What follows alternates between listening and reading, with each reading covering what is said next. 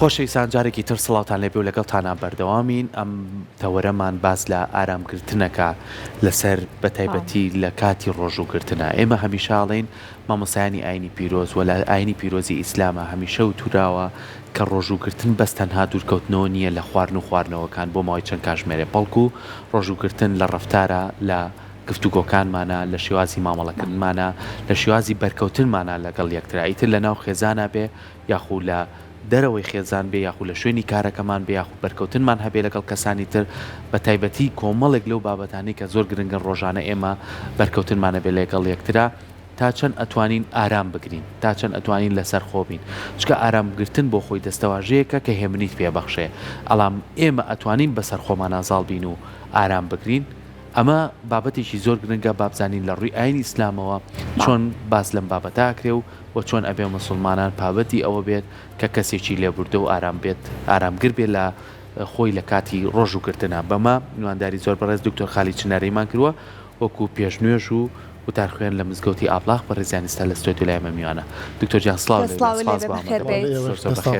السلام عليكم. زۆر بەخێر بێت. بسم الله الرحمن الرحيم. الحمد لله رب العالمين والصلاة والسلام على سيدنا محمد وآله وصحبه أجمعين. بشكي دستوشي لا كان علي كرساتكين لجنابتان دستان خوش به بهوني مناسبة ماني بيروزي رمضان وكا دفت بهمو مع مصاني عيني أبكن لكاتيكي آوا كابتوان مع مصاني عيني تيش خنسر مسألة لو مسألة كوا علاقة ژیانی کۆمەڵایەتی و ئاینی ئینسانی مسلمانەوە هەیە کە ئێمە هەمومان مسلمانین لە کوردستان ئەژین، پێویستمان بەوەیە کە معاملەی ڕۆژانەمان ئەخلاقیاتمان ئیسلامیانە بێ. دەستان خۆش بێ. زۆر سپاس. دکتۆر با باسی ئارامگرتن بکەین. ئارامگرتن لە ڕووی ئاینی ئیسلامەوە بە چ کەسێکە و تێ کەسێکی ئارام و لەسەر خۆیەوە چەند پێویستە ئەو کەسانی کە بەڕۆژون کەسانێکی لەسەر خۆ بن هەمیشە ئارامیان هەبێت بۆی کە هیچ گرفتێک دروست نەکەن. بەڵێ تەمان ئارامگرتن سەبر کە کوردیەکەی ئارامگرتن پێشەکی لە تعریف و لە ناساندنی سەبرا وتراوە هو أن تهمس في أذن الحياة لن تنحني ما دام الله معي. ئەوەیە کەوا بچپێنی بە گوێی ژیانە بڵێ من سەردانانوێنم ناکەوم مادەم خوام لەگەڵایە. يعني بو هموش تيك صبر على ما تحب وصبر على ما تكره. صبر دو جورا يكميان اويا كهاني شت هي برامبري ناخوش اكله معاملي ناخوش برامبر اكله قصي ناخوش برامبر اكله تو ارام اكله برامبري هانا شتيش هيا اتوي بي بقي او تخوازي بقي بوشتانه شلون بيجي هل ارام قرتن هذا ارام بقي وخطواتي ژیان هەنگاو بنی هەنگاو بە هەنگاو هەتاوە ئەگەی باوشتانی کەوا خۆش دەوێت. اینجا سەبر ئارامگرتن خوای گەورە لە قورئانی پیرۆزە فەرمێ أعوذ بالله من الشيطان الرجيم واستعينوا بالصبر والصلاة وإنها لكبيرة إلا على الخاشعين. فەرمێ پەنا بەرنە بەر سەبر و واتە ئارامی لەگەڵ نوێش و ئەمەش گرانە مەگەر بۆ ئەو کەسانە نەبێت کەوا زۆر لە خوا ترسن خاشعن. نوێش چەندێک یعنی پایی ئیسلامە کۆڵەکەی دینە لەگەڵ ئەوەیشا لەم ئاەتە پیرۆزە سەیرەکەی خوای تەبارەک و تەعالا بەلاوە ئەفەرمێ پێشەکی ئەفەرمێ پەنا بەرنە بەر سەبر ئینجا نوێش، یعنی سەبر و ئارامگرتنی پێش خستۆ بەسەر نوێژە، چونکە ئەگەر ئینسان سەبری نەبێ نوێژی بۆ ناکرێت، ئەگەر سەبر نەبێ ڕۆژوو بۆ ناگیرێ، چونکە ڕۆژوگرتن ئەوەیە سەبرەگری نان ناخۆی مەسەلا نان و ئاو ناخۆی، یان ئەوەیە کە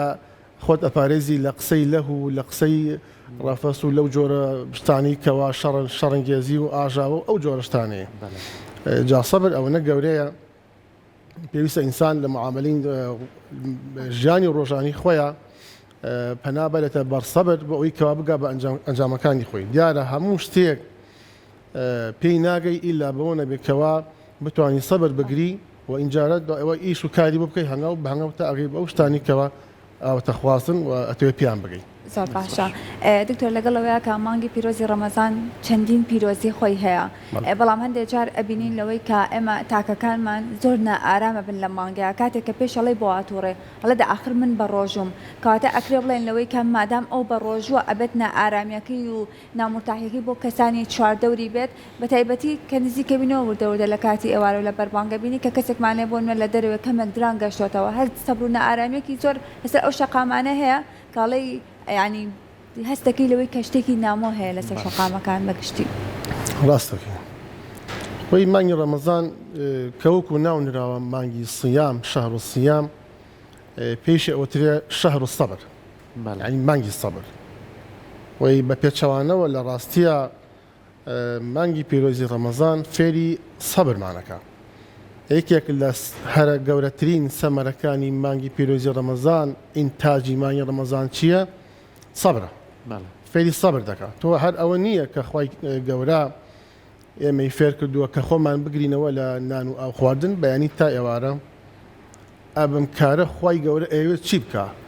حکمت و تعلیلی ئەمە چییە عیلەتی ئەمە چییە کە خوای گەورە خواڕقی لە ئێمە نییە جا خوش هیچ ئیشێکی بەوە نییە کە بە ئێمە فەرمێ ئێوە ڕۆژوو بگرن بەیانی تا ئێوارە ئەبێ بزانین ئەو حکمت و فەوائیدانەی کەوا خوای گەورە ڕۆژووی بۆ فەرز کردووە چییە؟ ئەوەیە کە سەبە بگەی خوا فێرتەکە یعنی تۆ ئەگەر ئەتەوێ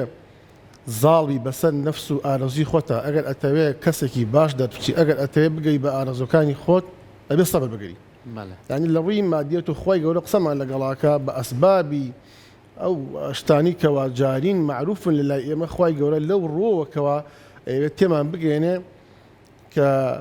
مانگی پیرۆزی ڕەمەزان کە سەمەرە هەرە گەورەکەی بڵێن سەبرە ئەوە هیچ ڕەزامەنی خوایە بەڵام سەبریش دیارە ئەگەێنێ بۆ ڕەزامەنی خوای گەورە فێرتەکە کە سەبر بگرین پێغەمبەری خوا صلی الله تعالی علیه وسلم ئەفەرمێ عجبا لأمر المؤمن إن أمره كله خير وليس ذلك لأحد إلا للمؤمن إن أصابته سراء شكر وإن أصابته ضراء شكر إن أصابته سراء شكر فكان خيرا له وإن أصابته ضراء صبر فكان خيرا له أفرمي أمري مسلمان وأنا كاروباري مسلمان زور عجابة زور شتێکی چاکە ئەمەش بەس بۆ مسلمان هەیە ئەگەر کاتێک شتێکی توش بوو نیعمەتێکی لەلایەن خۆەوە بۆ هات سەبرەگرێ و شکرانی خۆ ئەکا ئەوە خێرە بووی ئەگەر ناڕەحەتێکیشی توش بوو سەبرەگرێ ئەوە خێرە بووی اینجارە بەنسبەت مانگی پیرۆزی ڕەمەزانەوە حتا ئەفەرمێ الصيام جنة ڕۆژوو قەڵغانە مەبەستی ئەوەیە یعنی چۆن قەڵغان لە کاتی شەڕە کابرایی کەسێک کە بە شمشەر کاتی خۆی شەڕ کراوە دەستێکی قەڵغانەکەی پێوەیە بۆ ئەوی کە بەرامبەرەکەی ئەگەر شمشەری وەشان نێڵێ بەری بکەی ئاوای دیەکە قەڵغانەوە کە ئەڵی ساجە جا ڕۆژوو تەشبیه کراوە بەو ساجە و کە قەڵغانە بۆ ئەوەی کەوا نێڵێ ئاگر بەری بکەوێ جا ئەفەرمێ وإذا كان يوم صوم أحدكم فلا يرفث ولا يصخب ئەگەر کاتێک کەسە لە ئێوە بە ڕۆژوو بوو نە قسەی خراپ بکە و نە شەڕەنگێژیت بنێتەوە ئەگەر فمن سابه قاتله فليقل إني امرؤ صائم هەر کەسێکیش ئەگەر قسەی پێوت یا شەڕی بۆ نایەوە یا شەڕی لەگەڵا کرد ئەم هیچ کاردانەوەیکی نابێ ئەڵێ من بە ڕۆژوم من کەسێکی بە ڕۆژوم دەمم وەکو چۆن ئیمساکم کردووە لە نان و ئەو خواردنەوە ئەوە هەشت ئیمساک ئەەکەم یعنی خۆم ئەگرمەوە لەوەی کەوا شەڕە جوێم بم جا ئەو کەسانەی کە ئاوەها بڵێن یعنی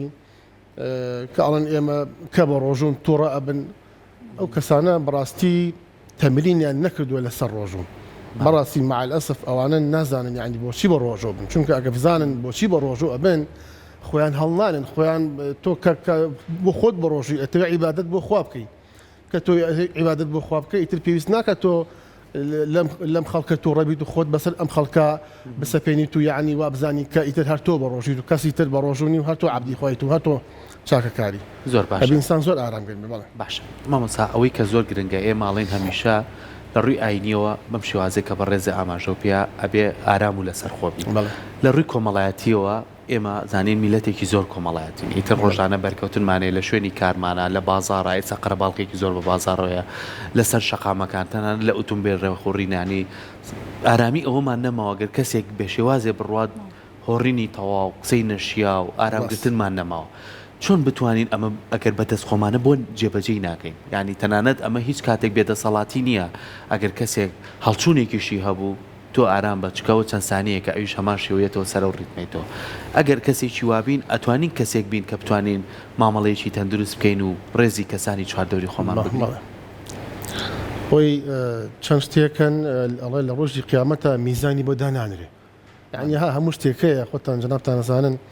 خی گەورە ئەفەرمێ کەسێک مەسەلا ئەگەر بێت و چاقێ بکە چاقیەک بەدەیە ئەگەر لەگەڵ کەسێکا ڕوود خۆش بێ یا قسێکی چاکە بکەی الکەلیمەت الطیبەة الصەدەقە ئەمانە هەموو یەک بەدەیە یعنی خی گەورە دەجار ده حەسەناتی بۆ ئەنووسرێ بەڵام چەند شتێ هەن پاداشتیان لە ڕۆژی قیامەتە مەحدود نییە ئەوە گەورەیە یەکەمیان عفو لێبوردن بەرامبەر خەڵکی فمن خوا ئەفەرمێ فمن عفا وأصلح فأجره على الله ئەگەر کەسێک لێبوردنی هەبێ بەرامبەر خەڵکی و ئینسانێکی سڵحاو بێ و مەسەلا ئێمە هەمومان خۆمان نەزانین لە شارێکی و گوسلێمانیە کە ڕێگاوبان بەو جۆرە ینی وسعەتی نییە و سیارەکەش زۆرە و دیارە زۆربەی خەڵکیش بە ڕۆژووە تۆ ئەبێ یەکەمیان بیر لەوە بکەیتەوە کە لێبوردنی هەبێ ئەگەر کەسێک نەختێ سەیرعترە لە تۆ یەکسەر ئینکاری ناکەی لەگەڵیا پێویست ناکە ئینکاری بکەی ئیلا ئەبێ هەر پێشی بیتەوە پێویست ناکە جا قیچەکە ئەو پەلەیەتی بەشک و ئەو پەلەی بێ ئیشتێکی هەبێ قیچەکە ئێمە یەکسەر بەهای لێبوردنی هەبێ یەکسەر تۆ بسڵحی لەگەڵیا ئیلا ئەبێ بسڵحی خۆ ئەبێ شەڕکە یعنی لەم ناو بازار و کۆڵان و نابێ بسڵحی ئەمە زۆر باشە ئەمە یەکەمیان دووهەم سەبر یەکسەر یعنی هەر شتێک هەر عیبادەتێک هەر عیبادەتی بڵێن ئەوە خوای و هەروەها هەر معاملەیەکی دنیاییش کە ئەیکەی یەکسەر سەبر ئەڵێ سەلام عەلەیکم بێتە ناوە ئەویش مداخەلی خۆیەکە سەبر ئیلا لە هەموو شتێکە سەبر دەوری خۆی بینە و کاریگەری خۆیە خی گەورە فەرمێ ئەعوذ بالله من الشیطان الرجیم إنما يوفى الصابرون أجرهم بغير حساب فەرمێ ئەوانی کەوا سەبریان گرتووە لە ڕۆژی قیامەتە خی گەورە هیچ ئەجرێکی بۆ تحدید نەکردوم یعنی ئەوەنە ئەجرەکەی زۆرە ناڵێ ئەم سەبرە ئەجرەکەی ئەوەنەیە تحدیدی نەکردووە ئەمە دووهەمیان سێهەمیان ڕۆژوو کەوتمان سەبر چیە ثەمەری ڕۆژووە بەهۆی ڕۆژووە تۆ سەبر زیاکە نەک کەم بکە ڕۆژوش ئەوەیەکەوە پێغەمبەری خوا فەرمێ خی گەورە لە حەدیثی قودسی فەرمێ كل عمل ابن آدم له إلا الصوم فإنه لي وأنا أجزي به هەموو کردەوەیە کە بنیادەم بیکە بۆ خۆیەتی ڕۆژوو نەبێ ئەوە چونکە بۆ منە و منیش خۆمە توانم پاداشی بدەمەوە یعنی هەموو شتێک هەموو عیبادەتێک ئەجرێکی بۆ دیاری کراوە ڕۆژوو نەبێتەوە ئەجری بۆ دیاری نەکراوە لەبەرەوە ئەو سێشتە زۆر گرنگە هەم بۆ دینی ئیسلام هەم وەکو کوردێکی مسلمان لە معاملە ئێمە دیارە هەمومان کوردین خۆ بێگانەمان تیانە جارە ئەوەش قەت پیاوەتی و گەورەی نییە کە تۆ بەسەر گەنجێکی کووردا یا بەسەر خوشکێکی خۆتا لە شارێکی و شاری خۆمانە یان لە کوردستانە تۆ بۆڵەبۆڵکەی دەنگە بەرزکەیتەوە یا بچی شەڕی لەگەڵا بکە یاخوا نەخواسە عەزەتی بی بە مانگی ڕەمەزان خۆی لە هەموو کاتێکە هەروایە بەڵام ئێمە جەنابمان ئێمە مناسبەکەمان مانگی پێڕێزە ڕەمەزانە بۆیە مانگی ڕەمەزان بۆیە زیاتر موعیزەی تیاکرێ زیاتر عیبادەتی تیاکرێ بۆیە ئەڵێ مانگی قورئانە مانگی سەبرە مانگی ڕۆژووە مانگی چاکەکردنە ئیتر مانگی هەموو شتێکە بۆچی چونکە یەک عیبادەت هەیە ئێستا بڵێن ڕۆژوو نوێش لە هەموو ڕۆژەکە 5 جار واجبە ڕۆژوو ساڵی جارە واجبە ینی عیبادەتێکە لە ساڵێکە 1 جار واجبە ئەویش مانگی پێڕێزە ڕەمەزانە ئەم ساڵە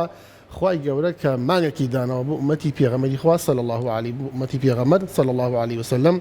ئێوەی لەم مانگە 30 ڕۆژ تۆ یعنی تەواو تەدریبێکی باشی پێ بکە هەم لە ڕووی نەفسیەتەوە لە ڕووی ئەخلاقێتەوە یعنی وەهای لێ بکە لە هەموو ڕوویەکەوە دەست و گیان بگرێ زنجیرێکی معنی بخاتە ناو گیان خوا پێت بڵێ وریا بە تۆ ئینسانی یەکەمیان دووهەم مسلمانی ئەبێ معاملە زۆر جوان بێ و زۆر ڕێک و پێک زۆر بە معاملێکی جوان ڕەفتار بکەی لەبەرەوە پێویستە ئینسان ئاگەی لە خۆی بێ کە بۆ وتمان بە ڕۆژووی ئیتر کە وتمان بە ڕۆژی معنی ئەوەیە کەوا ئەم ڕۆژوە تەواو ڕەنگ بداتەوە لە ژانی ڕۆژانەتە دەستەکانە خۆش بێ سپاس بۆ تۆ دەستان خۆش بێ هیوای ئەوەی هەمومان بتوانین ئارام و لەسەر خۆ بین بۆی کە بتوانین کۆمەلگایەکی زۆر باشمانە بێت دووبارە سپاس بۆ تۆ دەستان خۆش بێ